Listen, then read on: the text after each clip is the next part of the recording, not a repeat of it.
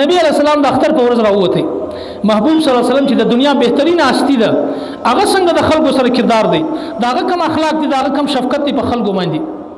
و نبی علیہ السلام د اختر په ورځ راووتی روان دی د اختر منځ ته چې وې کته کښنی الکان بازی کې په کونج کې نوې کپڑے په غاړه د اختر ورځ ده و یو کښنی الک ولاړ دی زړې کپڑے دي او پریشان ولاړ دی غمگین ولاړ دی. و نبی علیہ السلام را لې ورتکشې نستی و بچي ولې پریشان او کپڑے دی ولې زړې په غاړه دي و هغه ورته وژړل چې د الله رسوله زما مور پلار نشته نو ماته کپڑے څوک راواخلي نن د اختر ورځ ده او دا کښنیانګر د بازی کوي او دومره خوشحالي کوي زما مور پلار چونکې نشته نو زما ته کپڑے څوک راواخلي. و نبی علیہ السلام د الک په غوزي کې راواخستی کور ته راوړی او خپل کم چادر چې هغه سری کوي. اما عائشہ رضی الله عنها فرمایي وای د کښنی ته کپڑے نور جوړی وای په منډه منډه هغه ته کپڑے ور برابر کړي او بیا دې تر ګوته ونیوي او روان شو. بیا وای په وجو باندې کښینوي د باندې چې راوېستي په وجو کښینول دي نبی علیہ السلام.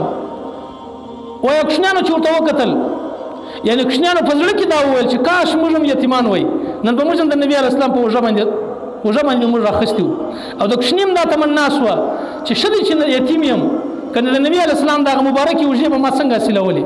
نو نبی علیہ السلام په وجو باندې دا کښنی راخستی او راوړی په منبر باندې کښینستی او دا په خپل غوزي کې کښینوي. بیا نبی علیہ السلام خپل بیان دغه کوي. دا زموږ د نبی علیہ السلام زموږ ته یو تعلیم دی چې د یتیم سره به څنګه معامله کوي ته د یتیم به څومره خیال ساتي. نبی علیہ السلام مجلس دی صحابه ټول ناست دي شاوخوا نو یو سړی رالی په منډه باندې نبی علیہ السلام ته وایي د الله رسوله ته ماته دعا وکړه زما بچی ورک دی چې هغه بچی مې خدای پیدا کړ ډېر را باندې ګران دی.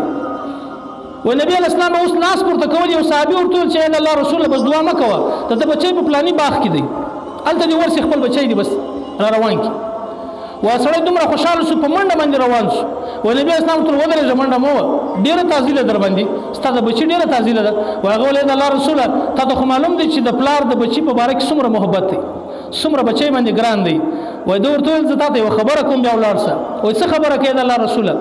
وایي هلته چې ورسېد نامه ورته وایه چې زما بچیه بچی چې نه ورته وایه ولې د الله رسول نه خو زما بچی دی ما ته معلوم دی زما بچی دی ولې بچی نه ورته وایه.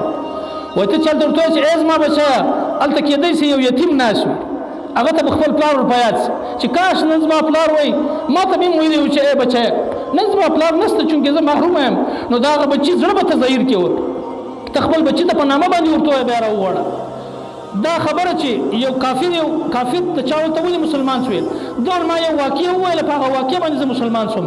هغه دغه د نبي علیه السلام واقع ویلې وه چې په دغه مذهب کې په دې اسلام کې د یتیم دومره خیال ساتي نو دا به د عام انسانانو څومره خیال ساتي.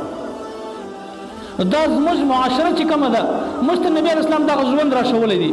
نن راسه په خپله معاشره کې وګوره زما او ستا کوم ژوند دی زما او ستا همسایه یتیم په کوم حال باندې دی زما او ستا په معاشره کې کونډه په کوم حال باندې ده یو پریشانې حال